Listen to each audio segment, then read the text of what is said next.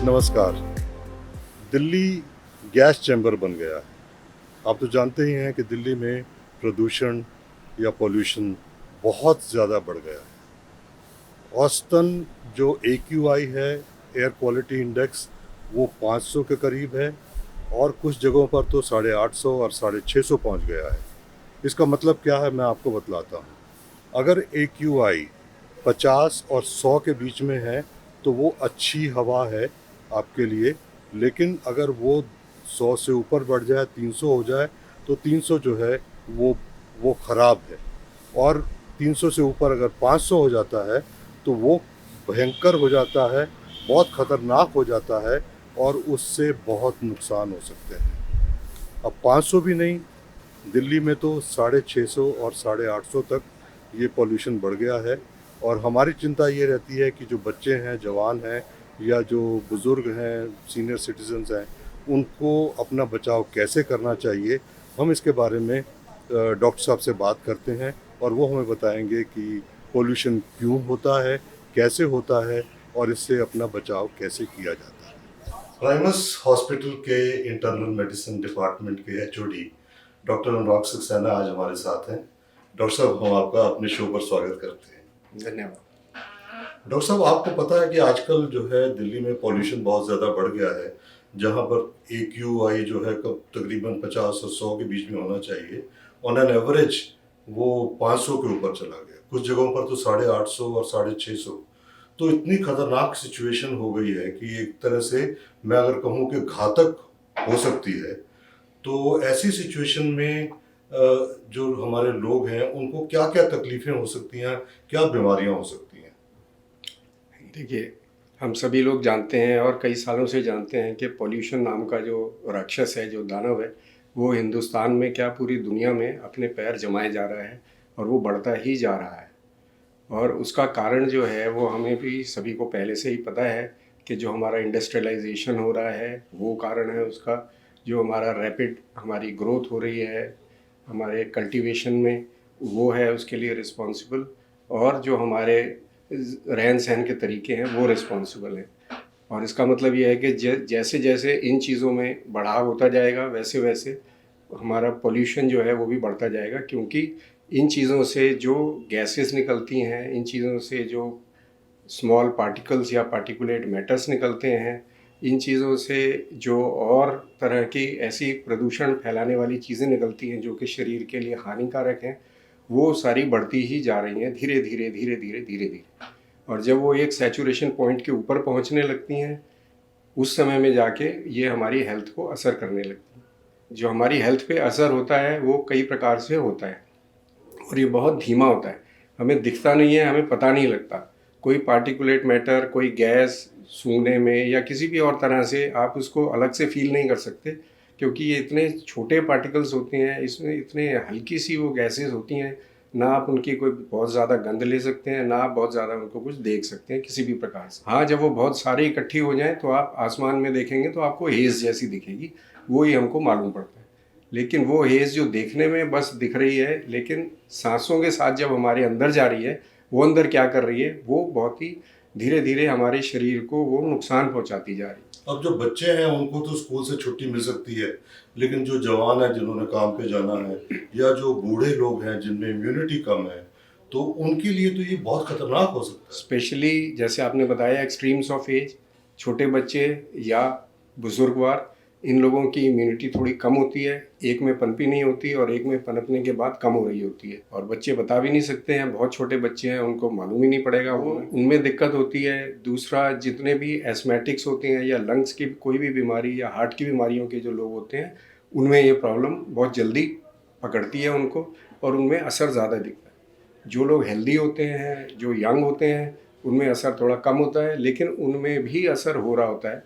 जो कि अभी पता नहीं लग रहा है, लेकिन कुछ सालों के बाद उनमें भी वो दिक्कतें आनी शुरू हो जाएंगी। बाद में ऐसा दिखेगा। लगता है बाद में दिक्कतें आएंगी। आज तो सब ठीक है, जैसे जैसे हमारे पोल्यूशन का लेवल बढ़ेगा या जैसे जैसे कुछ ऐसे वातावरण में चेंजेस आएंगे जिसके अंदर के हवा आती है और पोल्यूशन को अपने साथ उड़ा के ले जाती है, वो काम अगर एनवायरनमेंट हमारा नहीं करेगी, हमारा अगर नेचर नहीं करेगा अच्छे से, और इधर से हम पोल्यूशन को बढ़ाते जाएंगे। पोल्यूशन एक तरफ से बढ़ रहा है और एक तरफ से उसको हटाने के जो नेचुरल तरीके हैं वो कम हो रहे हैं, तो उससे जितने भी पॉल्यूटेंट्स हैं जिनमें के गैसेस हैं, जैसे कि नाइट्रोजन ऑक्साइड है, सल्फर ऑक्साइड है और कार्बन मोनोऑक्साइड है और ग्राउंड लेवल ओजोन है, ये 4 मुख्य ऐसी गैसेस होती हैं जो कि हमारे एनवायरनमेंट में इन पॉल्यूटेंट्स के कारण रहती हैं, वो बढ़ती जाएंगी और वो बढ़ती रहेंगी और हम उसी हवा में सांस लेते रहेंगे।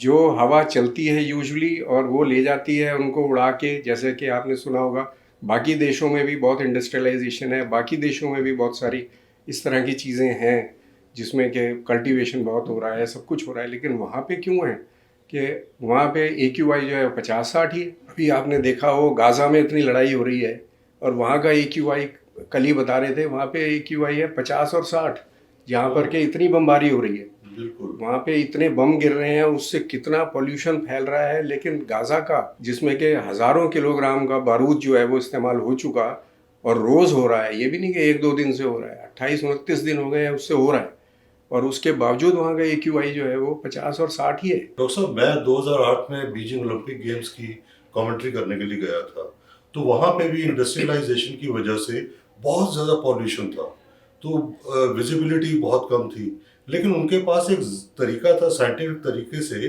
उन्होंने बारिश करवा के और वो पॉल्यूशन को ख़त्म कर दिया, जिससे हमारी ओपनिंग सेरेमनी थी बिल्कुल अच्छे ढंग से वो हो गई। हमारे पास ये सारी चीज़ें भी नहीं है, इसलिए हमें जो है सफ़र ज़्यादा करना पड़ता है। वो भी है, प्लस ये एक शॉर्ट टर्म काम होते हैं इस तरह वाले, जो आप साइंस को यूज़ करके बारिशें करवा दें या वो कर दें। अब हर समय और हर सीज़न में और महीनों तक नहीं कर सकते हैं, 1-2 दिन के लिए आपने करना है तो वो पॉसिबल होता है। अदरवाइज़ वो टेक्नोलॉजी को डेवलप करना वो भी हिंदुस्तान में नहीं है जैसे आपने कहा, और दूसरा अगर हो भी हमारे पास तो उससे बहुत ज़्यादा कुछ अचीव नहीं होगा, कब तक हम वो करवाते रहेंगे। आपने सुना होगा दिल्ली गवर्नमेंट ने टावर्स कई बनाई थी, स्मोक टावर्स, जो कि वहाँ से पॉल्यूटेंट्स को खींचेंगी और एयर को साफ कर देंगी।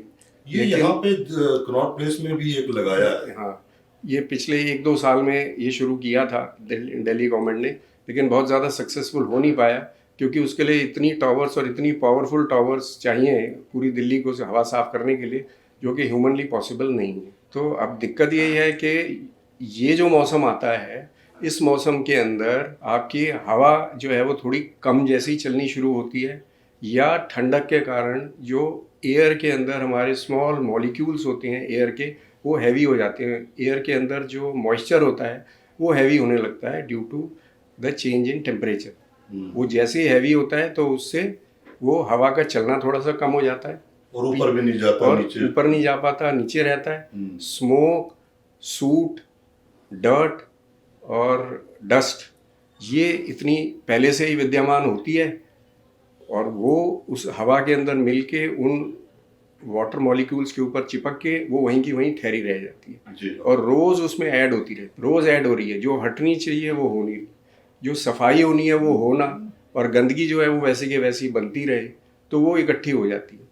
और दिवाली के दिनों में तो और ज़्यादा बढ़ जाता है। दिवाली के दिनों में और बढ़ जाता है क्योंकि हमारा मूवमेंट बढ़ जाता है, व्हीकल्स ज़्यादा बढ़ जाते हैं। दिवाली के दिनों में आप देखिए कितना कंजेशन हो जाता है सड़कों पे। ऊपर से यही पोस्ट हार्वेस्ट सीज़न होता है जिसके अंदर पराली वगैरह जलती है और वो उसमें ऐड कर रहे होते हैं, तो ये एक तरह से इस तरह का कंजेशन हो जाता है। जैसे सड़कों पे सड़कें बनी हमारी 20 साल पहले खाली रहती थी, बाद में ट्रैफिक बढ़ के इतना हो गया कि अब उसके अंदर ट्रैफिक जैम होते हैं और उसके अंदर ज़रा सा एक कोई व्हीकल टेढ़ा मेढ़ा खड़ा हो जाए तो पूरा ट्रैफिक जैम हो जाता है। जी। इसी तरह से हमारी हवा है, हवा पहले वही हवा थी, वही सब कुछ था, आराम से चलती थी, कोई पोल्यूशन नहीं था, लेकिन धीरे धीरे हमने ही उसके अंदर अपने जैसे ट्रैफिक बढ़ता है और व्हीकल्स ऐड होते हैं, उसी तरह हमने पॉल्यूटेंट्स ऐड करे उसी हवा में, और फिर उसको हटाने के लिए जो नेचुरल तरीके हैं वो जहाँ उसमें थोड़ा सा रुकावट हुई वो एकदम से यहीं के यहीं सारा पोल्यूशन इकट्ठा होता है। और जैसे कहते हैं कि इससे हार्ट की प्रॉब्लम भी बढ़ जाती हैं और सांस लेने की प्रॉब्लम तो बढ़ती है आपकी जो है जिनको एस्थमा है वो तो बहुत ज़्यादा परेशान होते हैं इन दिनों में, और जिनको नहीं भी होता उनको भी एस्थमा इन दिनों में हो जाता है और जो बीमारियां हो जाती हैं। जी। तो अब हम कौन कौन सी ऐसी बीमारियां हो जाती हैं ऐसे मौके पर? देखिए, अब हम इस सिचुएशन में हैं जिसमें कि हम सांस ले रहे हैं और हमारे आसपास की जो हवा है वो पोल्यूटेड है, उसमें वो गैसेस हैं, उसमें वो पार्टिकुलेट मैटर्स हैं, उसके अंदर वो स्मोक सूट ऐसी चीज़ें हैं जो कि हमारे शरीर को नुकसान पहुंचा सकती हैं और हम उससे बच नहीं सकते। हमें सांस लेनी ही है, हर मिनट में हमने कम से कम 18 से 20 बार सांस लेनी है और हमेशा लेते रहनी है, 24 घंटे लेनी है, 365 दिन लेनी है। और हवा जिसको हमने लेनी है वो ऐसी है। इस सिचुएशन में जो सबसे पहली चीज़ हमारी इफेक्ट होती है वो होती है हमारे लंग्स, क्योंकि वो हवा है जो कि पॉल्यूटेड है और वो लंग्स हैं जिन्होंने कि उसको हर समय लेना ही लेना है। तो जैसे ही वो हवा अंदर जा रही है, 1 बार 2 बार 4 बार 50 बार 1000 बार, 1 दिन में 2 दिन में 10 दिन में, तो आप सोचिए कि इतना अंदर वो जा के सब इकट्ठे हो रहे हैं जी। कुछ को तो हमारे जो लंग्स हैं वो बाहर निकाल देते हैं, जो बड़े पार्टिकुलेट मैटर्स हैं वो इतना वो नहीं है, जैसे सांस के साथ अंदर गए कुछ बाहर निकल गए। लेकिन कुछ जो स्मॉल पार्टिकुलेट मैटर्स हैं जिनको कि हम PM10 कहते हैं, उससे कम वाले जो होते हैं या उतने के आसपास वाले, वो हमारे लंग्स के अंदर बैठना शुरू कर देते हैं। PM2 का हमने पढ़ा अभी कि वो 33% ज्यादा हो गया।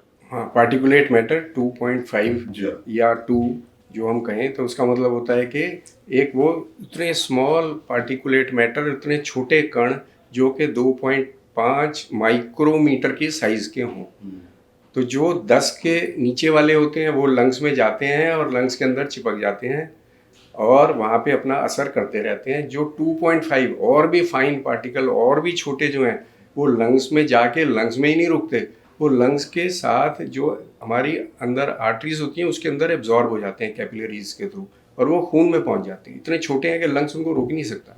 हमारी जो भी भगवान ने क्षमता बनाई है रोकने की बीमारियों की, वो उससे नहीं वो रुकेंगे और वो अंदर तक जाके आपके खून तक पहुंच जाएंगे और खून में पहुंच के आपके पूरे शरीर में वो दौड़ रहे हैं और हर समय दौड़ रहे हैं और उसमें ऐड होते जा रहे हैं।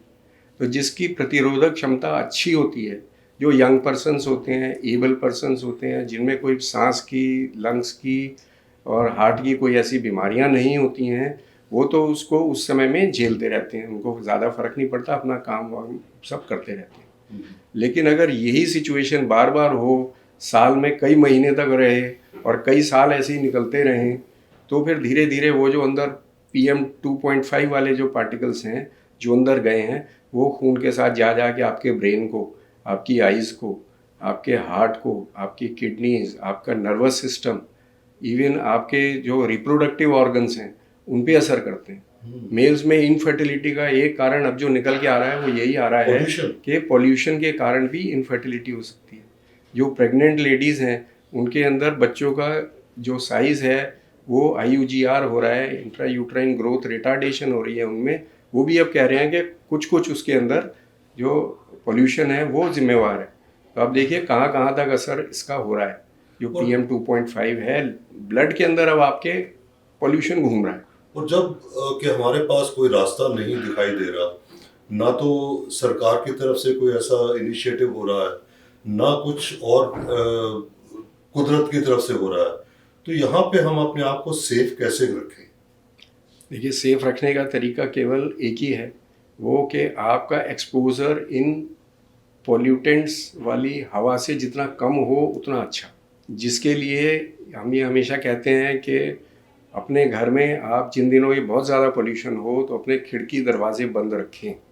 जो हमारी आदत यूजुअली होती है लोगों की, सुबह उठे अपने सारे खिड़की दरवाजे खोल दिए, फ्रेश हवा आएगी और वो सब साफ कर देगी, वो नहीं करना है इन दिनों में।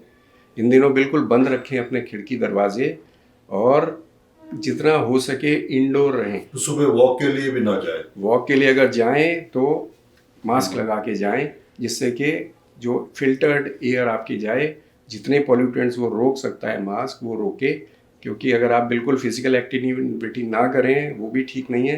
लेकिन हाँ, जिनको एस्थमा है जिनको हार्ट की बीमारियां हैं और जिनके ब्रोंकाइटिस या ऐसी वाली चीज़ें हैं जिनको कि बहुत जल्दी इन चीज़ों से असर हो जाता है सूंघने से, पॉल्यूशन के, उनको बिल्कुल नहीं जाना चाहिए बाहर। घर के अंदर ही अपने फिजिकल एक्टिविटी करें, फॉर्म चेंज कर लें, घूमने के बजाय वैसे एक्सरसाइज कर लें। और जो मास्क की बात कर रहे हैं, जो हमने कोविड-19 के टाइम पे हमने सबने इस्तेमाल किया, वो मास्क सही होता है या एक दूसरा मास्क जिसके ऊपर एक फिल्टर लगा होता है, वो कौन सा मास्क यूज करना चाहिए? मास्क दोनों में से कोई भी यूज़ कर सकते हैं। जी। जो फिल्टर वाला जो आप कह रहे हैं वो केवल आपकी एक्सहेल्ड एयर जो होती है उसको बाहर निकाल रहा होता है ओके। और फ्रेश एयर को वो अंदर ले रहा होता है। हम्म। लेकिन उसका इसमें बहुत ज़्यादा रोल नहीं है। वो उसका रोल ज़्यादा था जब कोविड था, जिससे कि आपकी जो सांस के अंदर के जो आपके कीटाणु हैं वो बाहर ना निकल सकें, उसके लिए वो होता था। लेकिन अभी आप कोई भी मास्क यूज़ कर सकते हैं,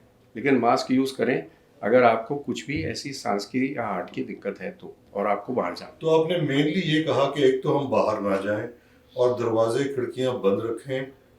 जब अगर हमें वॉक के लिए भी जाना है तो उसको अवॉइड करके अगर कोई फिजिकल एक्टिविटी घर के अंदर कर सकते हैं तो वो कर लें फिट रखने के लिए, या बाहर जाएं तो फिर मास्क पहन के जाएं। इसके अलावा क्या कुछ ऐसी जो इम्यूनिटी के बढ़ाने के लिए कुछ दवाइयाँ हो सकती हैं, क्या उसका इस्तेमाल किया जा सकता है? जिनमें कोई विटामिन्स वगैरह की डिफिशियंसी है वो विटामिन्स की दवाइयों का सेवन कर सकते हैं। जिनमें कोई डिफिशियंसीज नहीं है उनको केवल पौष्टिक आहार लेना है। खाना अगर अच्छा रहेगा और फिजिकल एक्टिविटी रहेगी तो सबसे अच्छे इम्यूनिटी बूस्टर्स वही होते हैं। कोई अलग से दवाइयाँ या कुछ ऐसी वो नहीं होती हैं। हाँ, घर के अंदर आप जिनको के जैसे ये एस्थमा और ये लंग्स की बीमारियाँ, अलग अलग प्रकार के जो लोग होते हैं वो अपने घर के अंदर ऐसे वो सामान रख सकते हैं जिनसे कि आपके घर के अंदर की एयर सर्कुलेट होती रहे और उसके अंदर वो पॉल्यूशन को कम कर सके। आजकल ऐसे डिवाइसेस आते हैं, उनका वो इस्तेमाल कर सकते हैं घर के अंदर, जो इंडोर हवा है वो भी साफ हो सके। जी, और कुछ एयर पेड़ भी, प्योरीफायर्स। कुछ पौधे भी आते हैं जो कि उसको उससे बचाते हैं हमें ये सब तो इस तरह के particles। जो पौधे हैं हम्म। उनको आप अपने घर में लगा सकते हैं और एयर प्यूरीफायर्स जो आते हैं उनका इस्तेमाल कर सकते हैं। लेकिन ये सब लिमिटेड इनके यूजेस होते हैं। कोई हम सोचें कि बहुत ज़्यादा हमने पौधे आज रख लिए और कल से हमारी हवा साफ़ हो गई घर के अंदर, वो नहीं हो सकता। उसका तो निदान तभी होगा जब हम लोग जागरूक बने, अपने मन में ये चीज़ें पैदा करें कि हमको पॉल्यूशन कम करना है। ये सरकार की जिम्मेवारी नहीं है, ये हम सबकी जिम्मेवारी है और उसमें मैं कैसे कंट्रीब्यूट कर सकता हूँ। जब तक हम ये नहीं सोचेंगे और हम औरों के ऊपर डालते रहेंगे तब तक ये वो दानव है वो धीरे धीरे बढ़ता ही जाएगा और इसका कोई और सॉल्यूशन नहीं है। और एक सिचुएशन ऐसी आ जाएगी एक दिन कि जब आप अपनी नॉर्मल ज़िंदगी जो जी रहे हैं उसके अंदर अब हवा भी सब चल रही है, कुदरत भी कुछ नहीं कर रही है, लेकिन हमने ही इतना उसको बड़ा कर दिया है पॉल्यूशन के दानव को कि वो किसी और के काबू में आएगा नहीं। और ये सिचुएशन कुछ ही सालों में, कुछ ही दशकों में कभी भी ये पैदा हो सकती है। और हिंदुस्तान में खास तौर से नॉर्थ इंडिया में तो हम देख ही रहे हैं कि ये हो रहा है। हर साल होता है। हर साल होता है और हर साल आप देखिए लेवल बढ़ता जा रहा है। जी। जो पहले AQI यहाँ पे 100-150 उतने तक रहता था, इस साल जो है आप उसको 300-500 तक देख ही रहे हैं और कहाँ का पर तो 800 और 850 भी रिकॉर्ड किया गया था दिल्ली में ही। तो ये देखिए कि ये कहाँ तक जाएगा ये। और अभी तो ठंड की हल्की सी शुरुआत हुई है, जब और थोड़ी ठंड बढ़ेगी, मौसम और थोड़ा सा इसमें हेल्प नहीं करेगा हम लोगों की और पोल्यूशन को बढ़ाने में वो करेगा, तो फिर तब क्या होगा और अगले साल और उसके अगले साल सब क्या होगा। दिवाली के टाइम पे तो कुछ लोग जो है पटाखे जलाने से भी बाज नहीं आते हैं, हालांकि कहा जाता है कि आप उनको मत जलाओ, तो उसकी वजह से भी एकदम बहुत ज्यादा पोल्यूशन बढ़ उसकी रहा वजह है। से जो भी होता है और वो 1-2 दिन के लिए ही होता है, 2 दिन 3 दिन उसका असर बहुत ज़्यादा नहीं होता। ऑल्दो बहुत सभी लोग बहुत सारे पटाखे चलाएंगे तो उसका थोड़ा सा असर और लिंगर ऑन करेगा। लेकिन बाकी के जो हमारे इतने सारे दिन हैं, 360 दिन जो और हैं, उसके अंदर हम क्या कर रहे हैं, उसमें हमारी एक्टिविटीज़ क्या हैं, उसमें हम पॉल्यूशन में कितना योगदान दे रहे हैं, वो मैटर करता है। और उसको कम करने के लिए हाँ क्या हम कुछ कर रहे हैं, हम योगदान दे रहे हैं, हम कोई पेड़ वगैरह लगा रहे हैं, हम पौधे लगा रहे हैं अपने घर के आसपास में, हम साफ़ सफाई रखवा रहे हैं जिसके अंदर हम ये ध्यान देंगे बहुत ज़्यादा धूल मिट्टी तो नहीं है, कहीं पर ऐसी एक्टिविटी हो रही है तो क्या हम उसको कम करने के लिए कर रहे हैं, कंस्ट्रक्शन साइट्स जहाँ हैं वहाँ पर धूल मिट्टी का ना ज़्यादा उड़े, उसके लिए कुछ हो रहा है नहीं हो रहा है। जो आपके आसपास गंदगी है उसको आप क्या कर रहे हैं, व्हीकल्स को आप बहुत कम तरह से इस्तेमाल कर रहे हैं या बेलगाम तरीके से इस्तेमाल कर रहे हैं, पब्लिक ट्रांसपोर्ट को क्या हम यूज़ कर रहे हैं। ये सब वो सवाल हैं जिनको कि हमें खुद सोचना चाहिए और खुद ही हमको अपने आप को आंसर देना चाहिए, तो जाके हम वो कुछ निकाल पाएंगे रास्ते जिसमें कि हम कुछ कंट्रीब्यूट कर सकें पॉल्यूशन को कम करने के लिए। अदरवाइज साल दर साल सर ये बढ़ता ही है। प्रदूषण है उससे हम बचे रहें, उसके लिए हमको कुछ ख़ास चीज़ों का ध्यान रखना चाहिए। ख़ास तौर से इन दिनों, जिन दिनों में कि पॉल्यूशन बहुत ज़्यादा बढ़ा हुआ हो, AQI जो है वो बहुत ज़्यादा ख़राब हो। जिसमें पहला है कि अगर आप कम से कम घर से बाहर निकलें तो ज़्यादा अच्छा है। आप खुली हवा में बहुत ज़्यादा ना घूमें, इंडोर्स रहें, अंदर रहें, और जितना काम हो सके घर के अंदर से करें, और बाहर अगर निकलें तो आप मास्क लगा के हमेशा निकलें। दूसरा कि अपने घर के खिड़की दरवाजे बंद रखें, सुबह उठ के उनको बहुत ज़्यादा खोलने की ज़रूरत नहीं है, बंद रखेंगे कम हवा अंदर आएगी, जिससे कि पर्यावरण आपके घर के अंदर का साफ़ सुथरा रहेगा। तीसरा, अगर आप घर के अंदर एयर प्यूरीफायर्स लगा सकें तो बहुत अच्छा है, नहीं लगा सकते हैं तो कुछ ऐसे प्लांट्स आते हैं जिनको आप घर में लगा सकते हैं जो कि आपके घर के अंदर की हवा को साफ़ सुथरा रखें। और चौथा, आप अपने घर के आसपास ऐसी साफ़ सफाई रखें जिसमें कि बहुत ज़्यादा धूल मिट्टी ना उड़ती हो। इन चीज़ों का ध्यान रखें और एक जागरूक इंसान बनने की कोशिश करें। पॉल्यूशन को हमेशा ध्यान में रखते हुए ही अपनी एक्टिविटीज़ करें। डॉक्टर साहब बहुत बहुत शुक्रिया आपका। आपने काफ़ी डिटेल में हमें बताया कि किस तरह से पॉल्यूशन बढ़ता है, क्या पॉल्यूशन है और इसको कैसे रोका जा सकता है।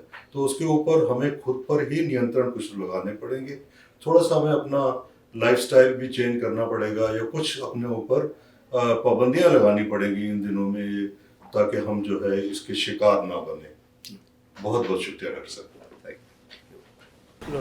डॉक्टर अनुराग सक्सेना ने हमें बताया कि अगर हमें पॉल्यूशन से बचना है तो किन बातों का ख्याल रखना है, हमें क्या करना चाहिए ताकि हमें कोई प्रॉब्लम ना हो प्रदूषण की वजह से और हम अपने आप को स्वस्थ रख सकें।